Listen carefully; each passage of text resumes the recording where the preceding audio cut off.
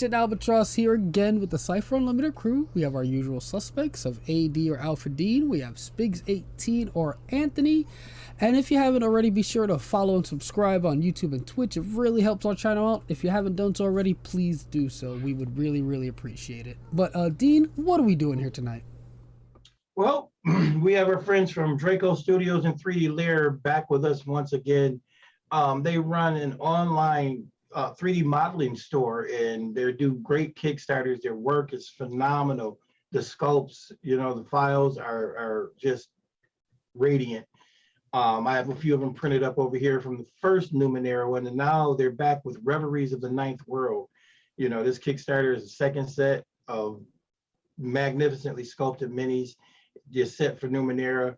And that just so everybody knows, there's like 6 days left, you know. But welcome back, guys. Welcome back to the CU. Let's talk about it. Let's get some more people out there to get these files. Thank you. I'm happy to be here. Thank you very much. Dean, you didn't ask them who they were, but Oh, I'm sorry. And guys, yes, you know, can you give us just a brief hello? You know, let people know who you guys are. Sure thing. I'm Benardo Alvarez. I am the head of lore for Eldritch Century at Draco Studios. And I'm Moises Rivera. I'm community manager and marketing coordinator at Draco Studios. Nice. awesome. I was going to ask you to tell us a little bit about yourselves, but you guys already did that. So, you know, tell us about Draco Studios and 3D Lair. Is there a difference between those two? Well, there is a difference, but they are kind of part of one another. So the first studio that came out, the first project that came out was Draco Studios, and then we built the Lair side of the project, which was more heavily focused on digital printing and 3D printing and sculpting and all that stuff. Yeah, but I mean they're part of the same. I forgot to tell you, welcome back, Benardo. Thank you. Yeah. Happy to have you here. I've actually happy to be chatted here. with Moy quite a few times on Facebook, so it's great to put a face to, you know, a face to the text. So Yeah, I really exactly. appreciate you coming on. Thank you. Absolutely. Thank you. Al, you want to lead into the question? Exactly. I was going to ask the next one. Yeah. So you guys recently fully funded your latest project. That's Reveries of the Ninth World, Series 2 of Numenera 3D printable miniature files. Can you tell us a little bit about the difference between this set of miniatures files compared to the original? And can you still get the first set of files from this Kickstarter? Sure. Yeah, we can cover that. It's essentially the kind of like the same campaign, except like just moved from one backing page to a different one, with a couple of differences. Essentially, the fourth biome, which wasn't available for My Mini Factory, is available for this campaign because we did want to have something new, right? And this time, as opposed to last time where we had to pitch a couple of stretch goals, this time the list we have for stretch goals was made by the fans. So that's also pretty exciting for us. Yeah. Moy, anything you want to add? Go for it. Well, no, but I think you covered everything really. But excellent. Yeah, it's basically we have all the models that we have for My Mini Factory, plus 10 new brand new models of fan favorites, and they were chosen by the community on our Discord channel and social media. We also brought back the digital books as we had before. Is any of the books a new one, Moy? I think we had all of them before, right? In My Mini Factory, and now we're back here because we're also we've also got the Destiny Discovery, and yeah, we've got the books available for the campaign. Yeah, as add-ons. I'm sorry, I tripped. Oh, that's awesome. You Yeah. can actually purchase the physical Monte Cooke Games books. No, those are on digital format. Yeah, all digital. PDF. Oh, that's awesome. That's awesome, though. Yeah. I mean, Again, I was just gonna say that you get Numenera as a completely digital package. You know, STLs along with a PDF. That's like, you know, that's nirvana for anybody who isn't into, you know, the physical stuff. Right. Yeah, exactly. That's exactly what I was gonna say, but I was also gonna say that it's super cool that you guys actually, polled the community to find out what they wanted created, and then you said you also polled the community for your stretch goals. That's also super cool. Like, it's cool that they get to work towards, or excuse me, they get to anticipate something that they already know. That's that's just awesome. It's cool. Yeah. If you haven't seen the models, we have a little image right here on our screen, but go and check out the Kickstarter because this stuff is phenomenal. The attention to detail is crazy. If you look behind me, you see a lot of them, but I don't know how. Oh, look at that! See it, but these came out great. They have look them at in you. various sizes. They even have like some of the archetypes, like the Arcus. Which is like so cool. I can't wait to get some time to paint them. But I am really glad that you're enjoying your rewards. Yeah. Oh, absolutely. Cannot wait. I'll be honest, I have to say this out loud too. People don't, if you don't know, along with this Kickstarter, along with getting, if you got the original and so on and so forth, but at any level, you also get a 300 millimeter STL of the Amber Monolith. That's such an iconic piece from Numenera, and when you think of 300 millimeters, that's massive. That's going to look so great, like next to your other minis and stuff, especially if you are setting up a scene or something. So, Bernardo, thank you so much for putting this together. This is like awesome. I'm really glad you're enjoying it. There's also a pack, the Gargantuan Pack. It's full of huge creatures. Those are, I think, 150 millimeters, and include some big creatures from the exactly. Oh, nice. I haven't put the legs on yet. I haven't finished taking the what's the names out, but this the Titanosaur. That's my favorite. Which is massive. I just haven't finished putting it. I got to put the legs on and stuff. I've been slowly but surely putting that entire collection together, and maybe I hadn't realized until you made your pantomime with the Amber Monolith. I think you can actually place that in your home, and it just looks like decoration, right? Right. Right. I mean, 300 millimeter. When you think about it, and like I said, I got some great paints. I have. I don't know if you guys are familiar with the Turbo Door paints, but those paints are phenomenal. They have different hues and sheens, and Sweet. I've already got it in my mind. I want to do a base coat in a red, matte amber.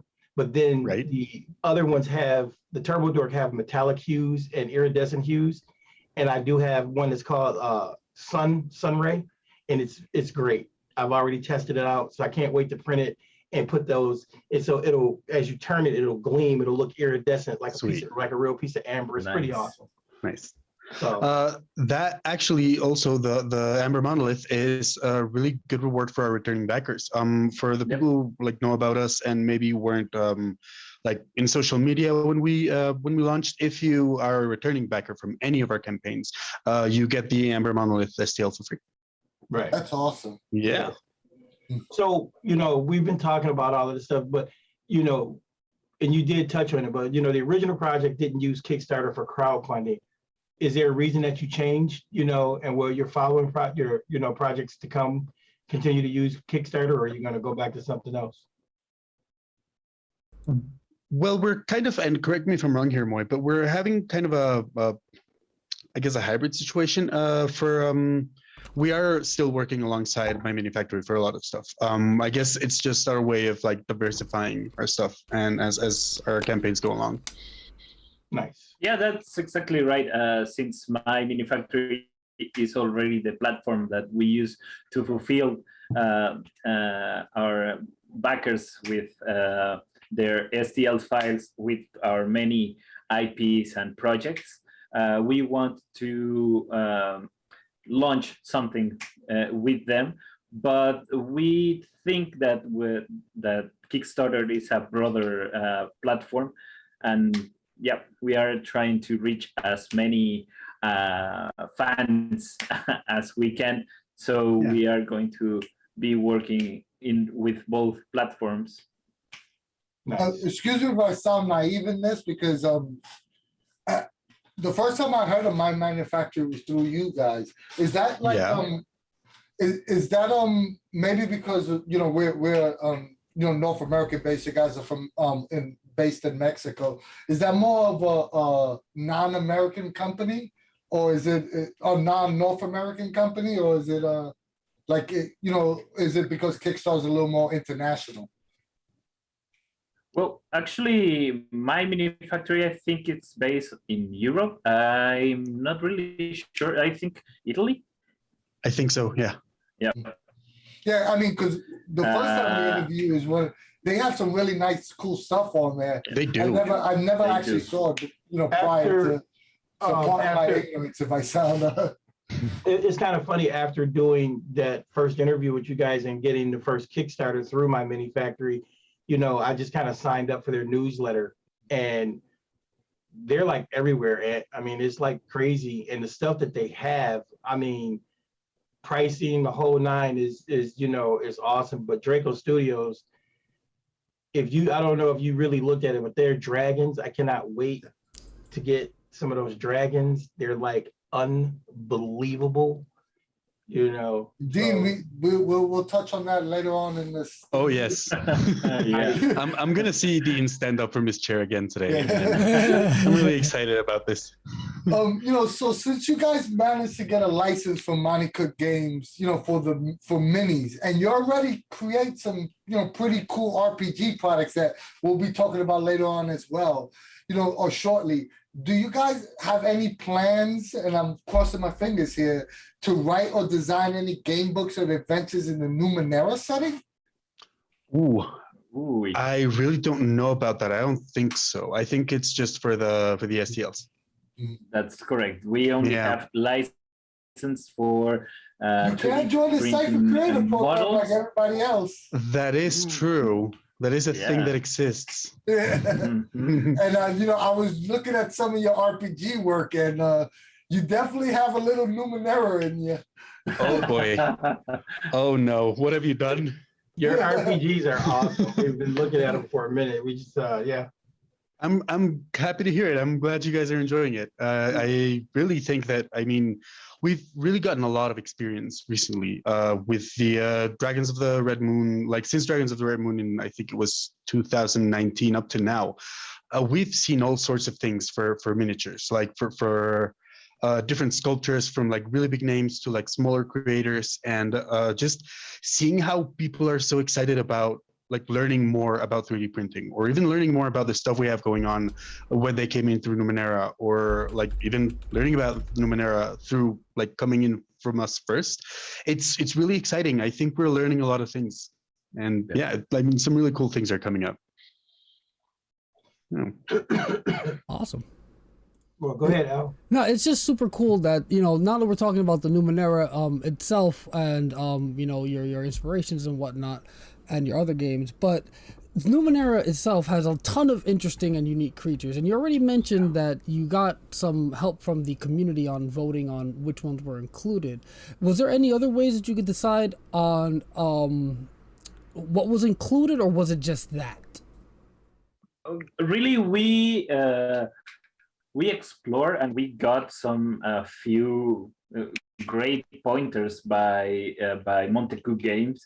They told us which ones were the best and the most used beasts, and also some archetypes on which playable characters we should model, sculpt, and create for the community.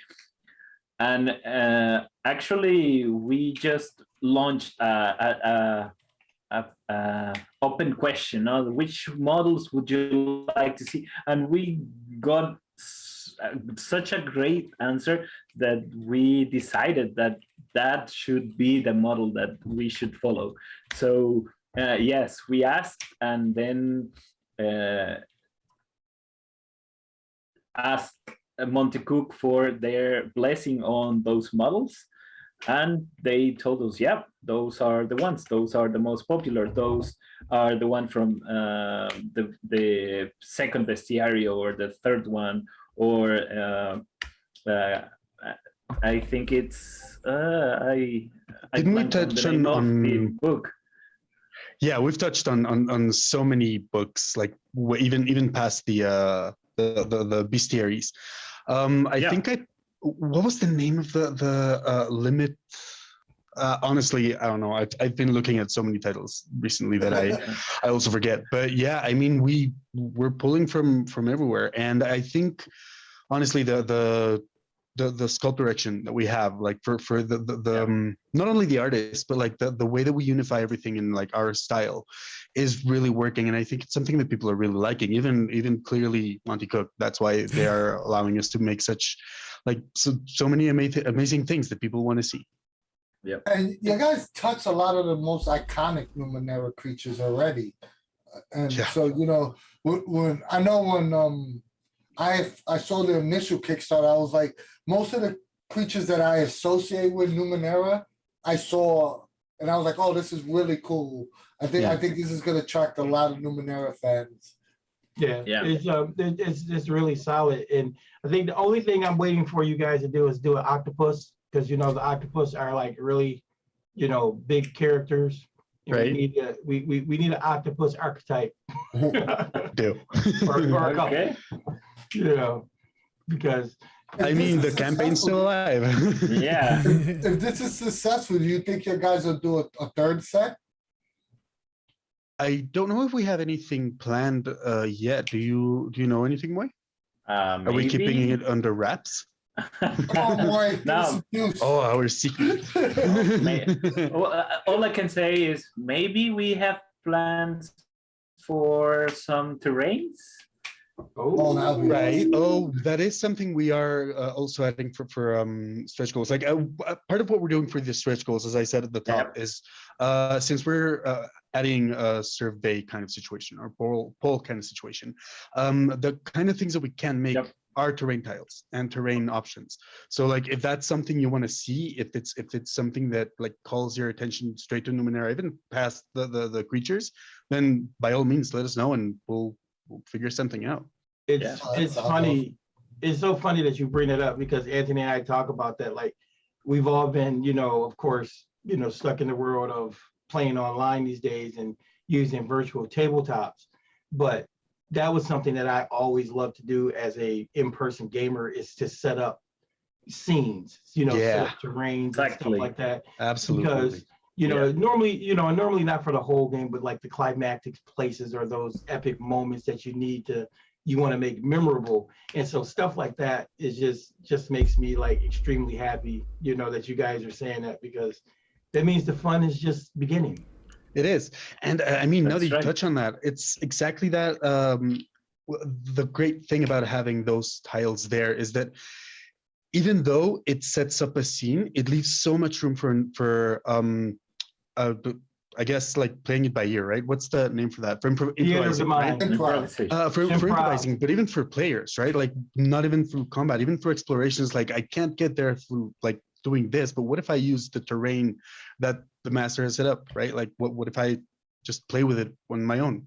If it doesn't work mechanically, then so be it, right? But I mean, it's Cypher system; it's gonna work. Yeah. That is an excellent point, though.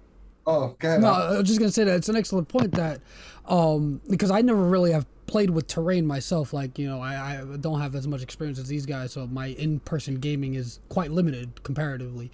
But that's an excellent point. With terrain tiles, it might spark the imagination for improvisation. Like, hey, maybe I can use the terrain to do this or that. And yeah, that's awesome. That's so cool. Me and Dean were talking about this offline a couple of days ago. Terrain also, not only improv, it could build a whole session for you, just like messing with the pieces and saying, hey, this looks cool.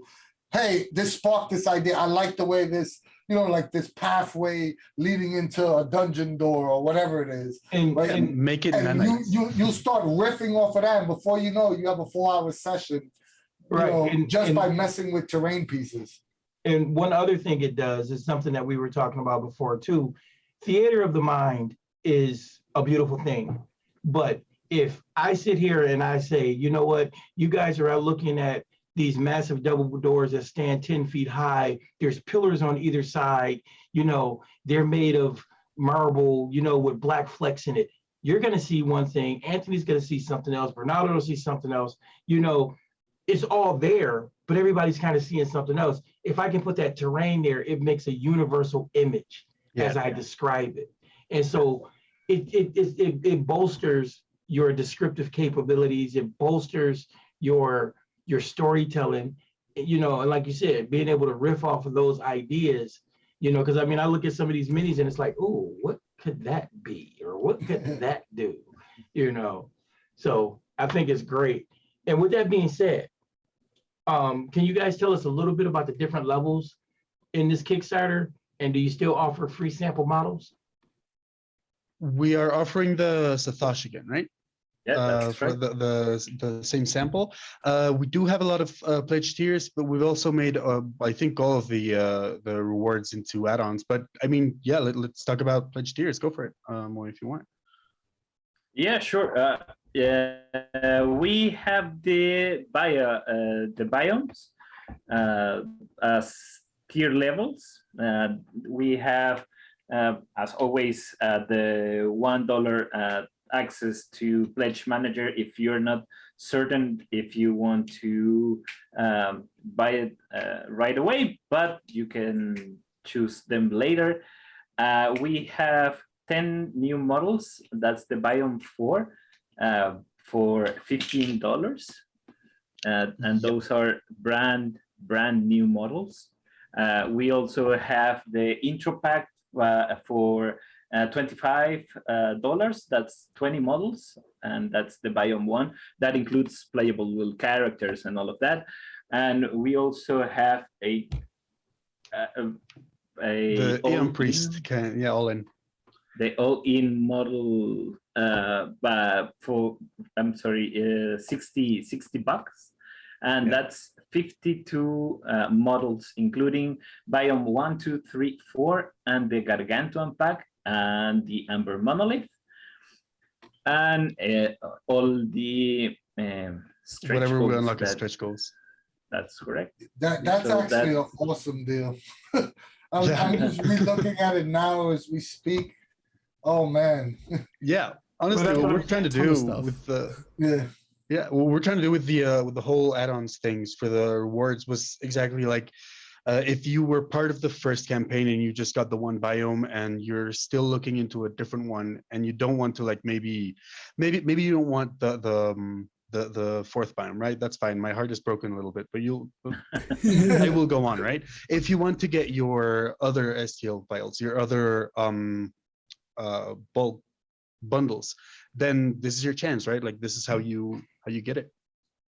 But also get the fourth biome. It's really cool. That was like without a shadow of a doubt. Like I said, and when you really think about the pricing, and I can say this to people as well, most of the time locally, you will find people who have their own little small printing businesses.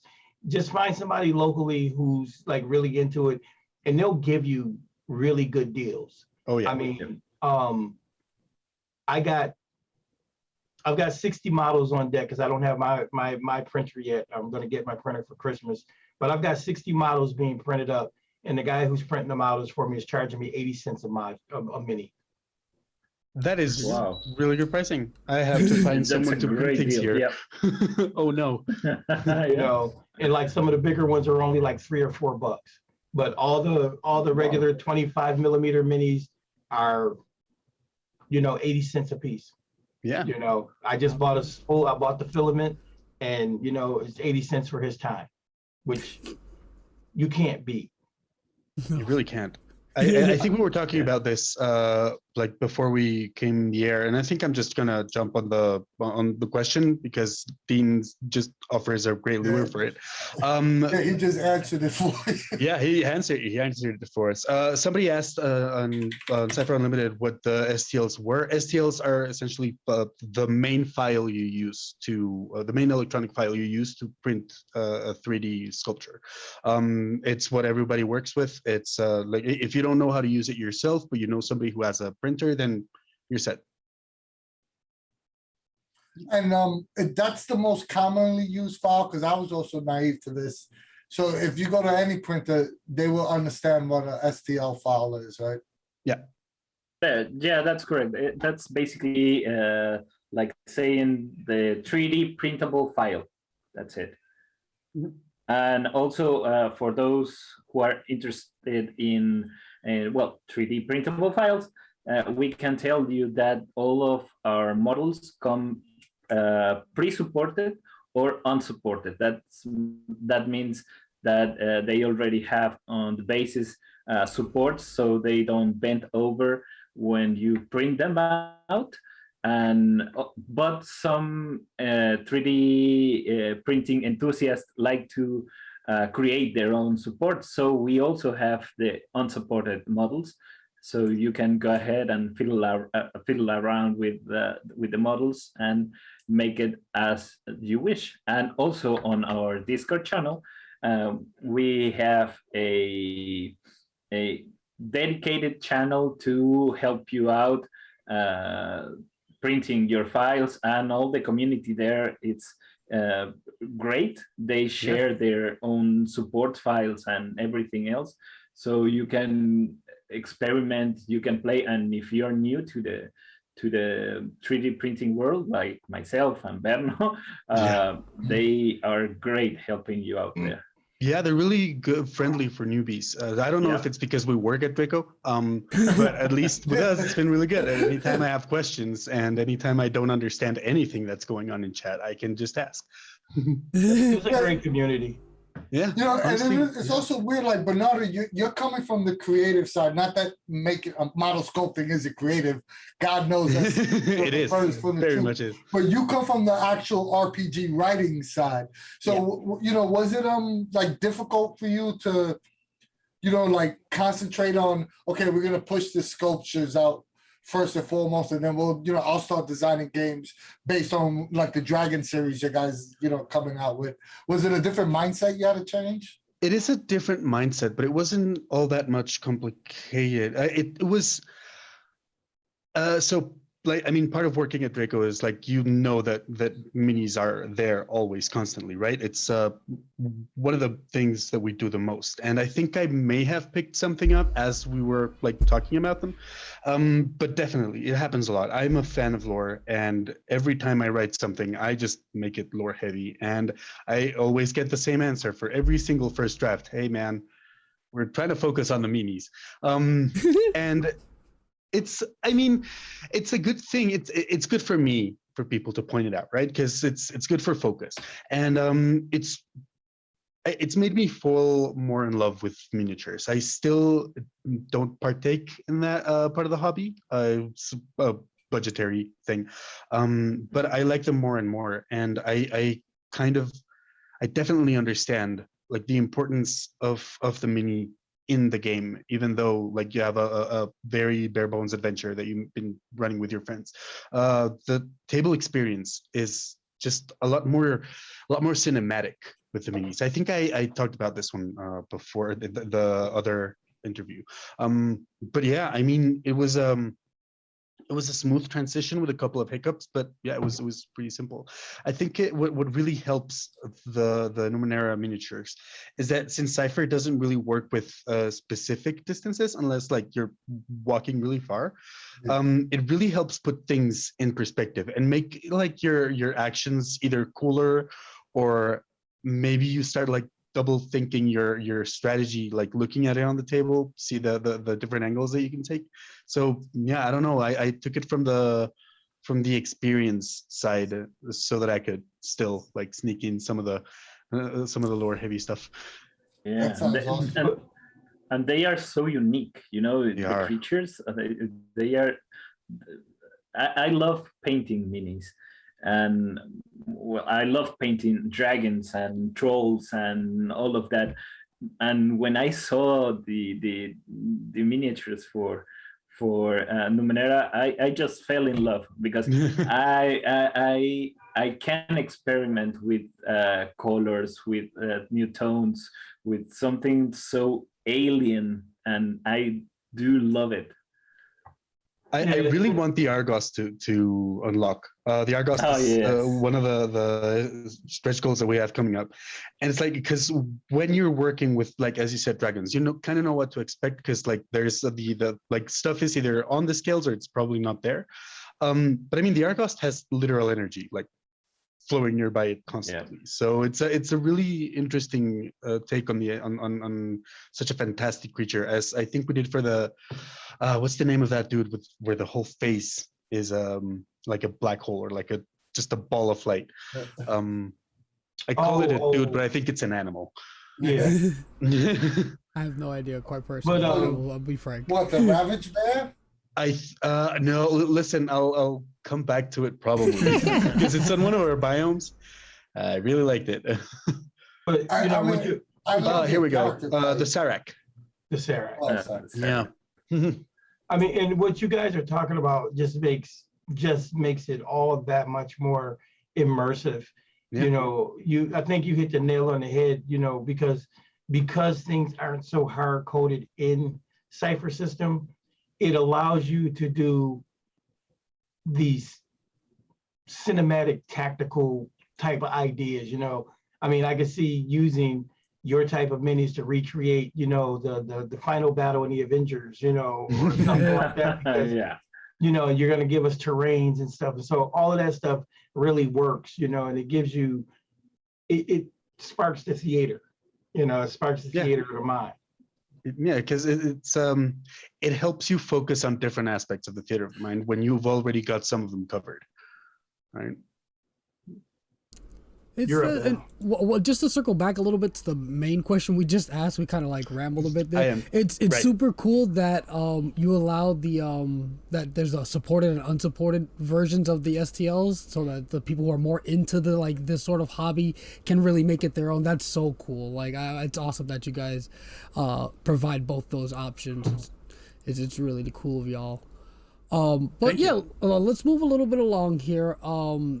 So you guys not only work on these minis and stuff, but you do have other projects. Can you tell us a little bit more about these projects, kind of like Dragonbond, Lords of Vala, and Kiwi Chowdown, and where can we find them? Oh, yeah, of course. We are very excited about both projects. Went really well on Kickstarter, and now the pledge manager for both of them is open, so you can go ahead and order your games. Kiwi Chowdown is a area control board game where hungry kiwi birds fight for kiwi the fruit with other kiwi birds. So each player has a Kiwi leader with their Kiwi tribes, and they push around other birds on the board and throw them off an island. And it's really colorful, really family oriented, but deeply strategic. So we love that. We love that project, that game. It's got this thing where, so the kiwi, when you reach a certain level of kiwi, of like becoming so big because it's hitting so many kiwis, if you feed it one more time, it's gonna explode and push every single other kiwi from the hex where it exploded up to each adjacent hex, including water, which is how you kind of get rid of other kiwis. Awesome. Yeah, it's deeply strategic. That is exactly the point where you decide to feed someone and then the family is fighting again. Yeah. It's just like Disneyland when you push me in the water. Now to be purchased? Sorry? Is it available now to be purchased? Yeah, like I said, the pledge manager is open now, and if you go to our Facebook page, you can find a link there to make your purchase, and it will be delivered, I think, summer 2022. That's awesome. We also have, as you mentioned, Lords of Vala. Lords of Vala is part of our Dragonbond epic fantasy setting. It's so the Dragonbond is probably going to be closer to either war games and role-playing games, but we're also trying to make a couple of board games as we go along, right? Lords of Valor is the first of what I think will be many. It's a deeply military strategic game, but like it's just short of a war game, right? It's a very limited map where you have like control of certain areas, and the main mechanic is the building of I guess it's I don't remember the word I used to use, predictive action, but it's programmed actions, right? So you start stacking actions on top of one another face down, and then you flip the deck around and everything like starts resolving as people were planning, right? There's a lot of future thinking, but there's also a lot of uncontrollable situations with events that we added into the cards, where yeah, you were gonna like wage war on this part of the map, but because of the event right before your card, that map is like it's now filled with things that you had no idea that were going to be there, right?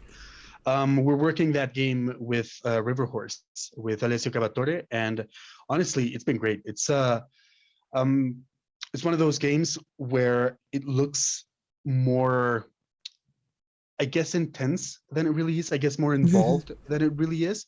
But once you get the main mechanic where you are like thinking about a couple of steps ahead, then you're on the other side. They also did this thing with the Dragonbond, which is a key element of the universe, hence the name, which is the union between a dragon and a Valernian. Valernians are people from the continent Valerna, which is where the main action happens. And Dragonbond is where one of them, like they merge their destinies forever. It's got a lot more lore explanation than that, but essentially like they become linked. And when you do that in the game in Lords of Valor, you like the mechanic entirely changes because now you're playing for two people. And the win condition is different. The magic is also transformed. It's they really did some really good work. I think that's also available for the pledge management, right? That's correct. We opened Pledge Manager for Lords of Valor this week. So also on our Facebook page, you can go ahead and get the base game and all the expansions. We failed to mention this is an asymmetric game, meaning that each player has a different mechanic to it. The win condition is the same, but they all are kind of different. Like Berno said, you can be a dragon on the Dragonbond universe, and you can go ahead and lay waste of the land and eat armies and eat people and all of that. Or you can be a general and command armies and gather power around the board. And also we have some expansions where you can be creatures from the land of Valerna and be creatures from the Dragonbond universe, and those are different mechanics also. There's one expansion where you can put creatures on the board and you can hunt them like Monster Hunter style to gather some and all of that. So we are really, really, really proud of this game, and we tested the six players expansion. Oh, today. That was today. How did that go? Yeah. Oh, it was great. I almost won. I like how it's like a mini interview between these. Like, oh, that happened. How did that? Because I've been having a lot of issues with my tabletop, the TTS on my computer. Tabletop simulator.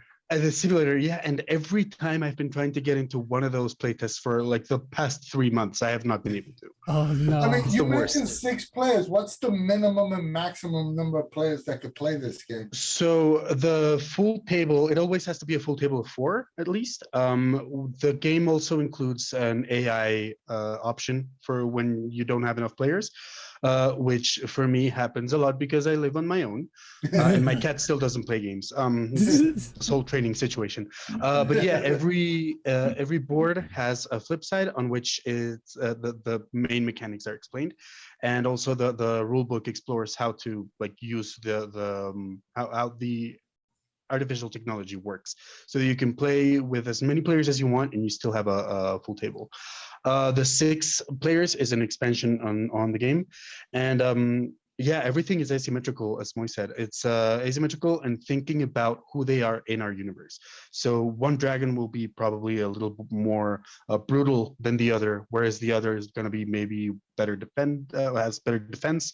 The Tyderian army is it has a more ruthless kind of approach than probably Alaria, but Alaria can be heavy. It's yeah, we've tested this game a lot. Yeah. And also, if you are minis, a miniature lover, the minis are awesome. The Yes. tokens, every expansion has their own minis, and you can build basically an army with the game and its expansions. That sounds so. Is there a place I could go to read the lore? For Dragonbond? Yeah. I'm sorry, I'm fighting with my cat. We are. I think there must be somewhere in the main webpage. We are building a couple of documents for us to like work with the thing. I did start a wiki, but it's nowhere near ready to show to people. However, since you've been asking about like different projects that we've got going on next month, we're going to be running a different campaign for the Holodepths, which is another part of the Dragonbond universe.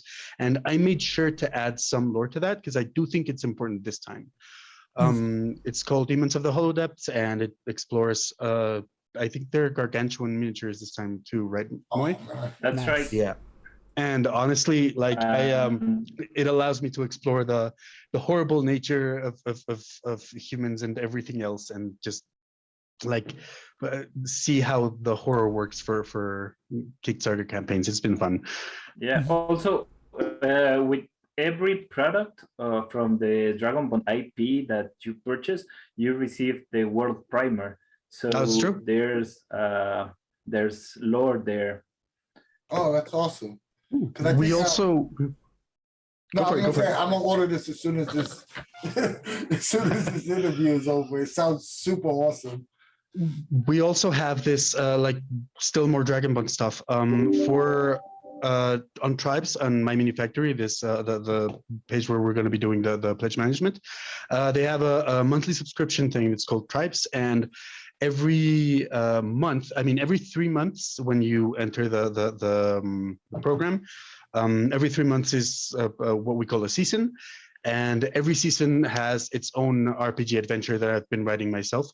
The first couple of adventures see you through the Fell Woods, and then which is this dream forest, and then the Holodepths, and then you come back for some other stuff in the first one. But yeah, every month in that season, you get STLs to like print at home from the creatures that appear in the adventure. You also get some of the characters that are featured, some of the NPCs that are featured in the adventure. You get bestiary stats for the each creature that you get. So it's every 3 months you get an adventure, and every month then you get more rewards linked to that adventure. It's really interesting. It's really cool because it gets us writing and creating like really quickly. That sounds awesome. Nice. Yeah. It is pretty. Yeah, everything you guys are talking about sounds like phenomenal. You know. Thank you. And you know, since we were talking about that, you know, I mean, you gave us a little snippet, but is there anything else you can tell us about future projects or anything you want our listeners to get excited for? Go for it, Moy. I have a sample of it here, but go for it. Now, I'm really excited about Demons of the Holodepths. That project that's gonna be on Kickstarter on November 30th, I think. Yeah. Mm-hmm. And that's gonna be, as Berno said, not just the STL files for this the daimoi, which are essentially daimos. Yeah. But also we have resin miniatures. We do. Those are. Yep. Go ahead. I am so sorry I interrupted you. I'm going to change the subject entirely. So finish up. Oh, okay. Those we're gonna have 200 printed demons for three different models. So 600 Oh, right. models They're in limited total, edition. and that's yeah, they're limited edition. So that's it. And we are providing also the STL files if you want to print those demons at home. And those are it might sound cocky to me for me to say it, but those Chef's are kiss. the most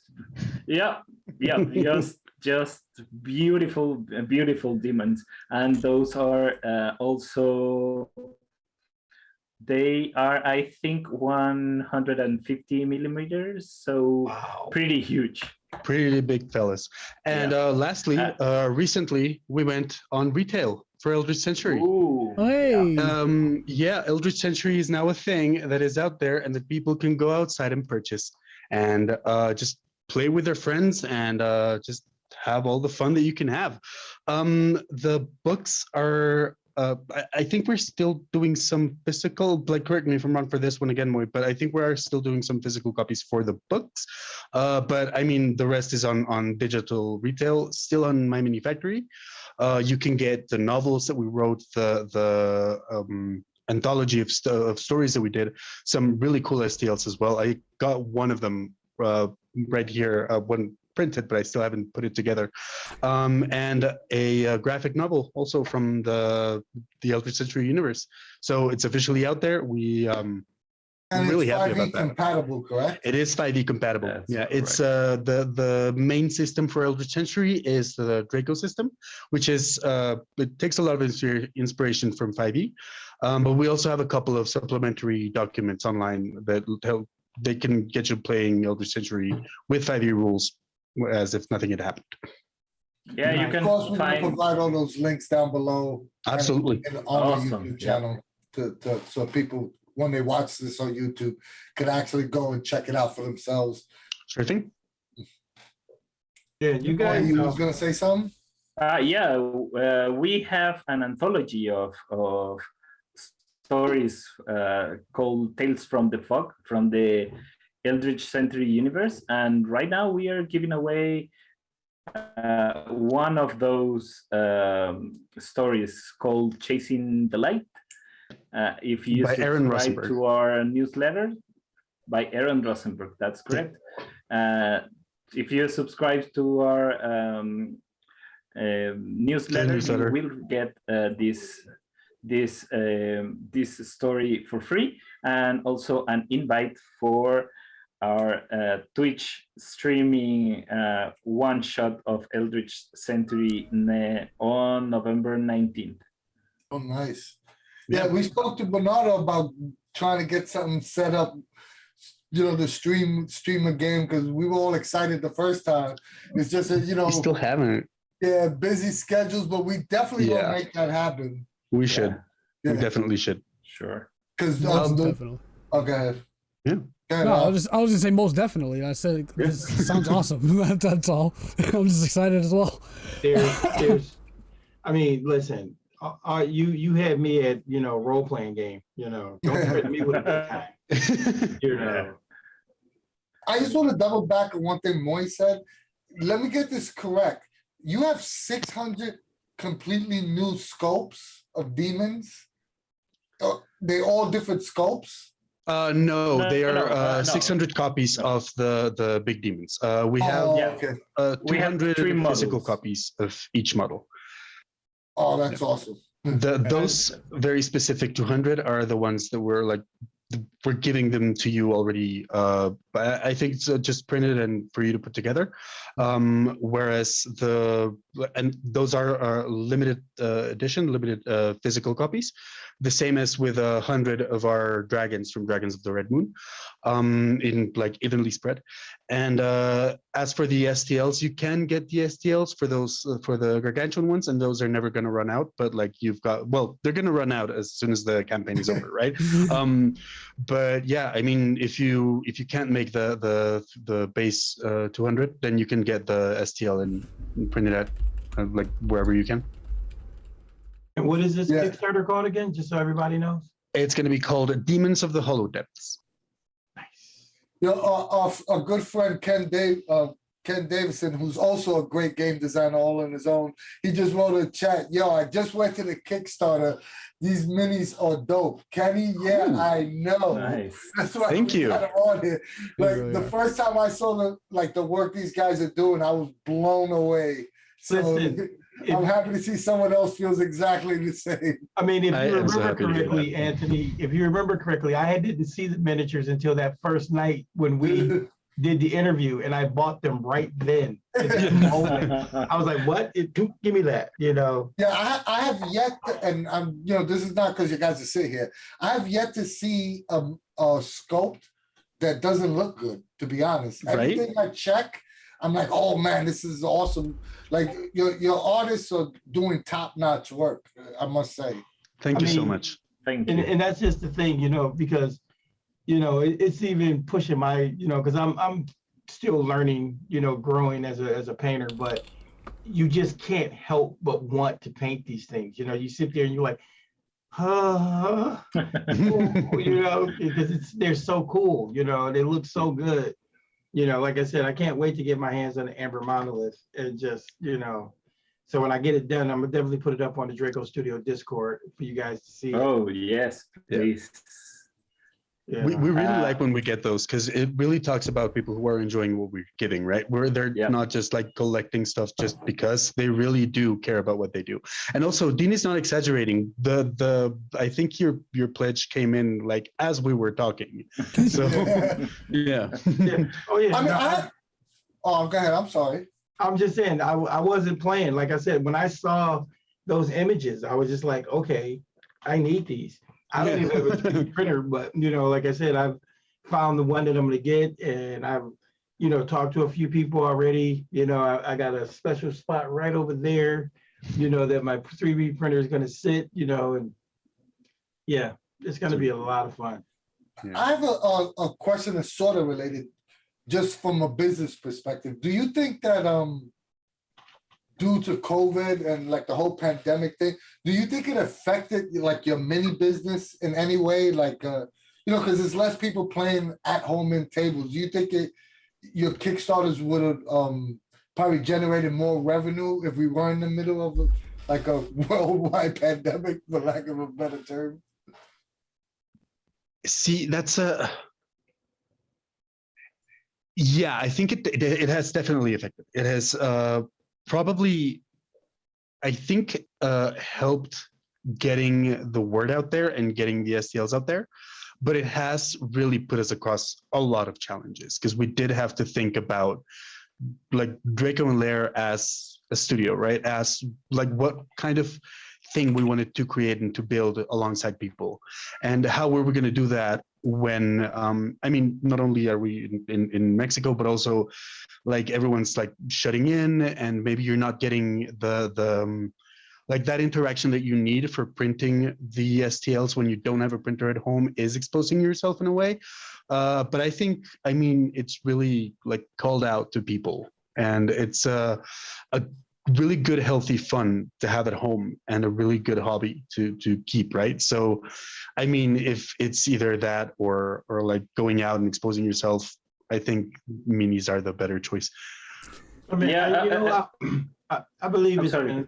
I was just saying, I believe, you know, you guys had a kind of a positive impact too, because I know a lot of people who get the STLs and then they'll send the STLs to their printer, and then that person will mail the prints back to you, you know. So it's become like, you know, no contact business, Yeah. you know.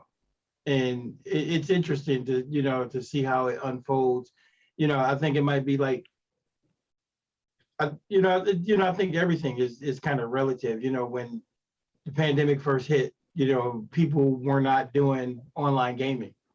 Yeah. And, Yeah. you know, now it's the standard. Everybody's Mhm. online, you know, and I think, you know, kind of the same thing is probably coming around with you guys with 3D printing and stuff, you know, because people still want the minis. People still want the stuff, because we do hope to one day go back to the real world.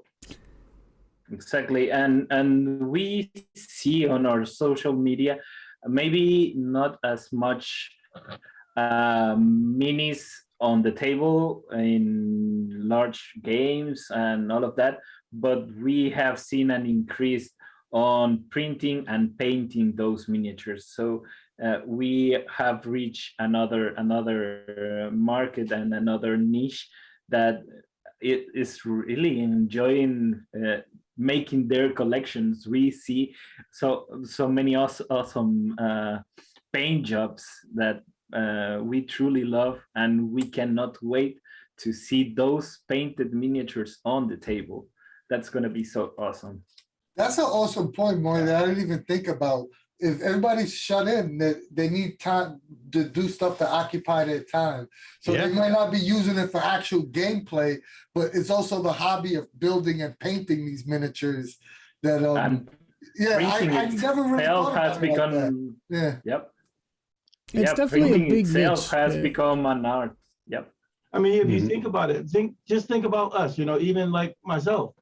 I didn't have time to paint the way I wanted to before because I was at the game store every week. I was running games, running demos, and I was doing this and I was doing that. Now, I go to work, I come home. Yeah. And sometimes you're working at home and you're done with work and you're already home. So what else are you going to do? It also opens the door for really great antics. Like my neighbor thought I was getting weed on the street, but really it was an STL that I had printed and that my friend had brought over in his bike, and he gave me a little box with my STL. But it was like kind of sketchy because like we were kind of in a hurry. And I was getting into the elevator and she's like, "What were you buying?" And I showed it to her and she was like, "Okay, I thought it was you who was smoking weed in the apartment." And I was like, "Listen, if I find that guy, we might just become friends, right? But it's not me." That's hilarious, though. It was a very funny experience. It's like, what's in the box? And you just show her. Yeah. It's not big enough for Gwyneth Paltrow's head.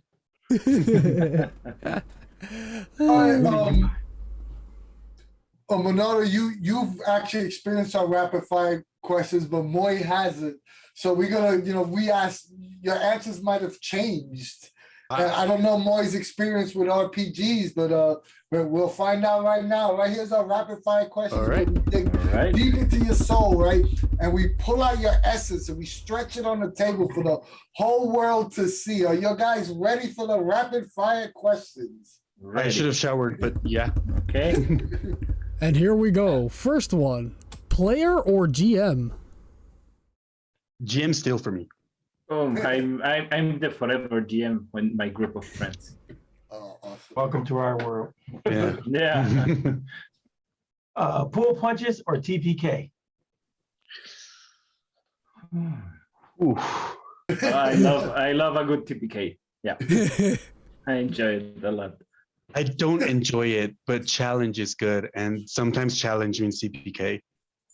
Moy said that's so serious. I enjoy it. A lot. Yeah, I really like It's like it. if I could actively stab my players, I would go for it. Online or in-person gaming? In person. In person, definitely. Yeah. Yeah. All right. Announce the difficulty number or keep it a secret? Keep it a secret. Secret. Yeah. Salty or sweet snacks at the game table? Salty. Yeah, salty.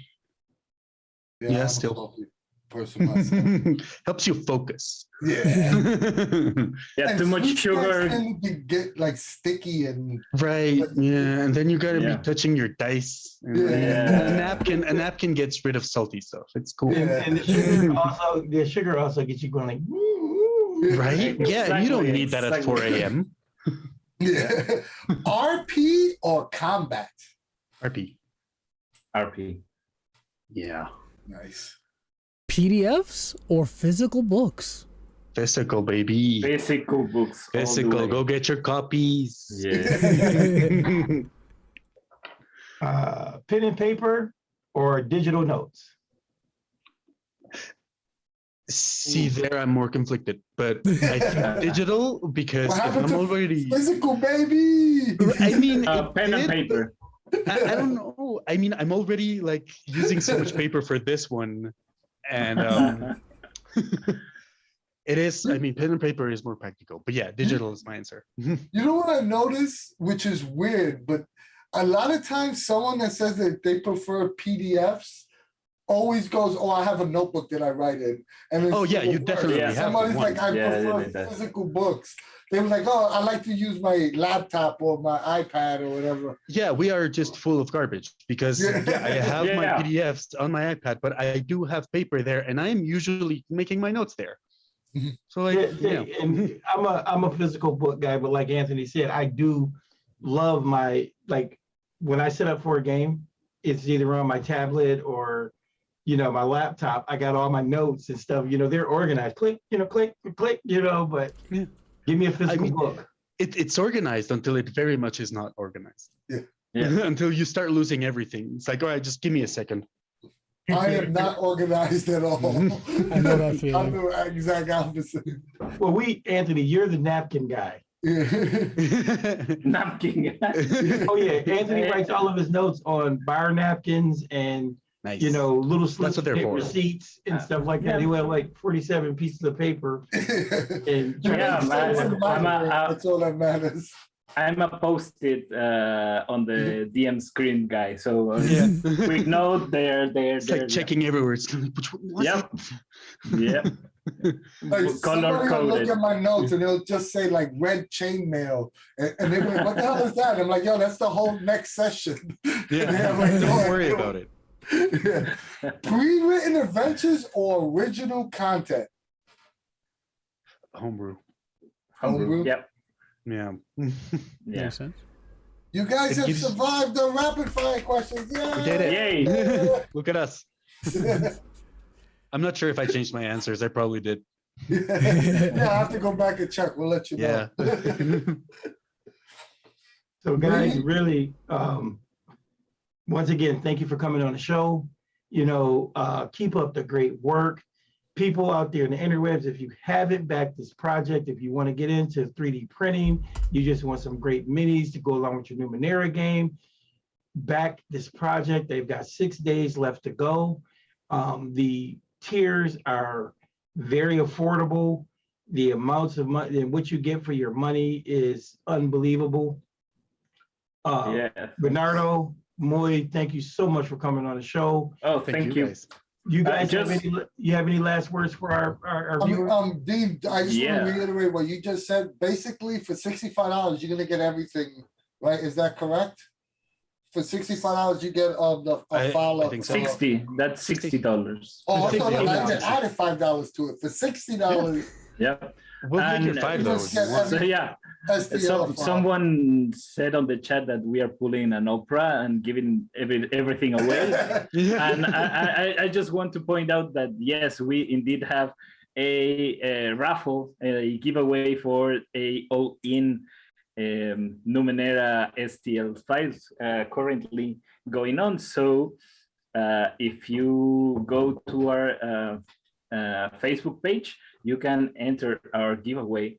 So you have the chance to get all 52 models and all the stretch goals for free. And that is a new look on Spig's face, by the way. Yeah. He's about to go into that raffle right now. Yeah, everything you guys do seems top notch to me. And I just want to, shout out what you guys doing on the mountaintop. And yeah, please, if any of the people that follow us, just go check that content out. I guarantee you'll not be disappointed. And if you're a Numenera fan, look at these scopes and you're gonna fall in love with them. Like everybody else I've shown that's a Numenera fan, I show them like one image of a scope and they're like, "Oh, I gotta check this out." So please go check out 3D Lair, Draco Studios. Not only are they awesome human beings, but they do phenomenal work. No, Tell thank you. Pam we said hi, by the way. We haven't Absolutely. Al? Yeah, no, this has been an awesome talk. Thank you guys so much for coming on. But for people out there, I do have links in the chat here, but like individually, where can you be found on the internet? Well, I have my Instagram account. It's Bernstash, BERNAST Ache, Burn Stash. Yes. And then also for my cat, but you can like just check that one out on my Instagram. You will make me stop being poor cat. You can find me on Instagram at Moises Filigrana. That's my handle, and also on Twitter and Facebook, Moises Rivera Filigrana. You can hit me there, and we can chat about anything. We'll definitely have those links in the YouTube description, so when people come and watch this later, they can definitely come check your stuff out. Also, I very much messed up the spelling. We'll get the correct spelling for the YouTube link, don't worry. Yeah, we will. And Anthony? Yo, Feel free to use part that of the YouTube. lore. You can just change it. Something happened in the lore that changes the spelling. Yeah, I'm just going to change it right now on my Instagram to whatever I say. That's awesome. If you like us and you like what we do, go to the Cypher Unlimited Discord. We have the largest fan-run Discord server for all things Monica games. We have almost 4,000 members right now playing games, talking about all things Cypher System, Invisible Sun, Numenera. So go check it out. If you want to get in the game or if you just want to chat about gaming, the Cypher Unlimited Discord server is the place for you. If Discord's not for you, go to our Facebook group. It's not as big as our Discord, but there's still people chatting and talking about gaming there every day. If you want to look cool like me and Dean here, or pick up some Cypher Unlimited gear, go to our online store and pick up some hats, shirts, capes. We got it all, don't worry. Maybe we can convince these guys to make a sculpt of us to put on the server. We'll do that too. You have capes? Yes, gaming I capes. It's a whole love big a thing. fancy cape. I wish we actually did. Right. or go to Ko-fi and give us a little donation there. Helps us out with little things like Zoom calls, so video will always be free, but it'll help us out. Did I miss anything out? I don't believe so, right? No, I think that was all the major marks. So yeah, Last but not least, we love you guys. there we go. But yeah, I forgot. Don't forget to like, share, subscribe on YouTube and Twitch. We really appreciate it.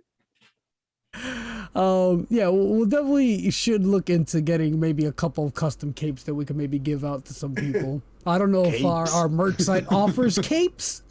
I doubt it. Well, listen, if I just gave you the best idea for merch, then it's just what I do, We right? want some capes. Oh, I bring will back stroll capes. down the plaza with my cape, with my Yes. Cypher We've Unlimited been pocket arguing watch. about screen or no screen for several months now, and our solution was that if you have a cape, you no longer need a GM because you can Right, do because you're gonna all you put your post-its and everything right on the inside of your cape. Do it before somebody else on chat does it. Yeah. Be the first Definitely, one. we need to do that. But either way, thank you guys so much, and thank you everyone for watching. And yeah, we will see you guys next week. So from us at the CU, we will see you later.